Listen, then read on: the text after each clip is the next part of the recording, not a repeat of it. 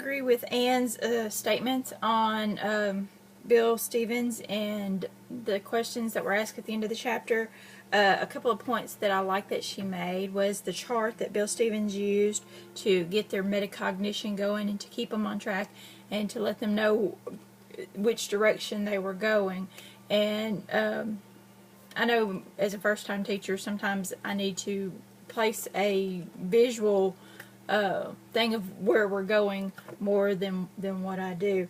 But on page 64, where you click on the video, that's the chart that he had on the board to help the kids know what direction they were going and how their metacognition was going to go.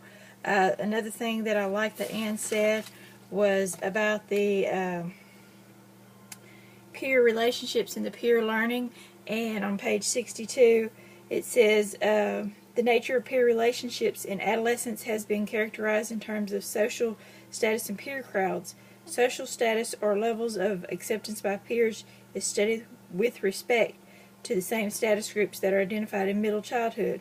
It says, as in elementary school age children, popular and well accepted adolescents tend to display positive conflict resolution and academic skills and pro-social behavior and leadership qualities, whereas rejected and poorly accepted children tend to display aggressive and antisocial behavior and low levels of academic performance.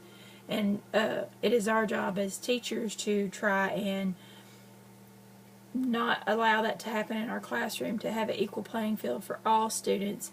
And in my classroom, I've talked many times about the classroom being a learning family, and we're there to help each other because everybody needs help at one point in time or another to either understand a concept or maybe help pronouncing a word when we're reading out loud, or just numerous different things. I try to do debates to help them with their metacognition and to probe deeper into their thinking, and they really seem to enjoy that. Another thing I always try to do is make sure that they're understanding the concepts that I'm teaching, and I do that with like the thumbs up or sideways or down if they don't understand something.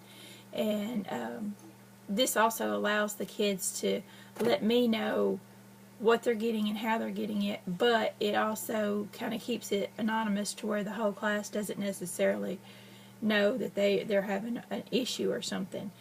And of course there's always that you need to walk around doing when you're working with kids to see how they're writing things, how they're putting things down on the paper, and even though they may have their thumb up, they may not be getting it. So you have to walk around the room and you have to do visual inspections of what they're doing to kind of make sure that they're all on track and all getting it. And it's also a good thing to have tiers of intervention to help the students that don't get it. The emotional development, these kids are very emotional in the middle school age group. Their hormones are going all out of whack, and so you need to be aware that sometimes they come in to the classroom not ready to learn, and you have to get them on track to the learning. You know, they have they're going through the rapid dramatic changes in their body. Some of them, parents don't talk about that, so they don't understand that. And then you have their image, their role in the society of the school, and their role in the classroom.